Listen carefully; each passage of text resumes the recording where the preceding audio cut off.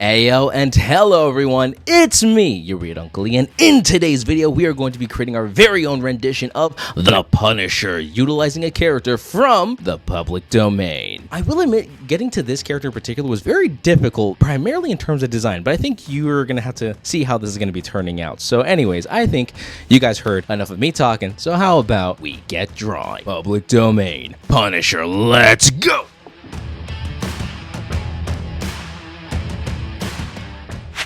So Marvel Comics has Frank Castle, aka the Punisher. I happen to have Sergeant Bill King, the Black Terror. Now, I know what you might be thinking. Wait, those are two completely different characters. Why are you merging them into one? Well, that's because of something interesting. You see, Frank Castle's overall design is super simplistic to the point where it's almost hard to kind of create your own interpretation of the Punisher without knocking off the original. So I actually found a soldier character by the name of Bill King, who is a actual separate character of his own creation. And of course, I decided to use the character well known as Black Terror because of the skull and crossbones that he happens to have. I then kind of merged these two together to basically kind of make one dude, and hopefully I managed to create, a solid combination to kind of emulate the vibes of Marvel's Punisher, but still managing to make my own. What do you guys think of my rendition of this, pseudo knockoff Punisher that I call the Executor?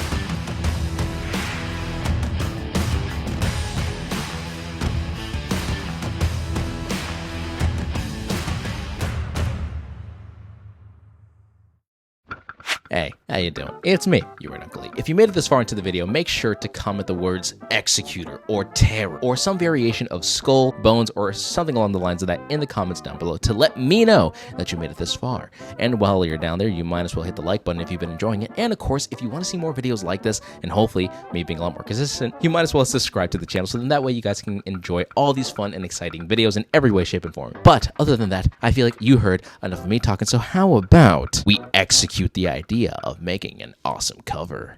Bill King was a decorated soldier in Vietnam. He was hardened by the jungle, warfare, the loss of his brothers in arms, and when he returned back home to Detroit, he basically realized the majority of the people that he fought for didn't even recognize him. They basically forgot all about him, and what made it worse was that his home in particular was running rampant with poison, drugs, gangs, and every type of corruption imaginable. No matter how hard Bill tried, he was struggling with every form of PTSD, and when he needed help, he was ignored by the VA.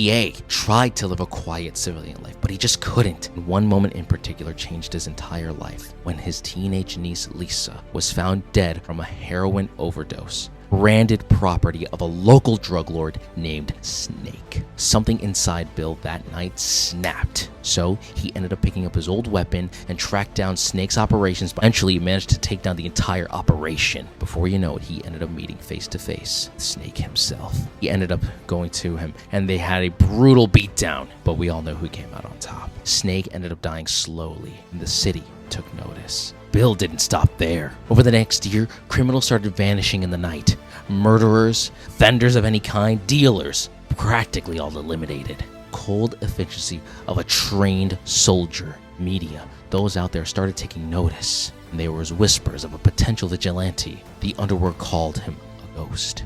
When an old comrade asked him what he was now, Bill gave a name that stuck. Call me the Executioner.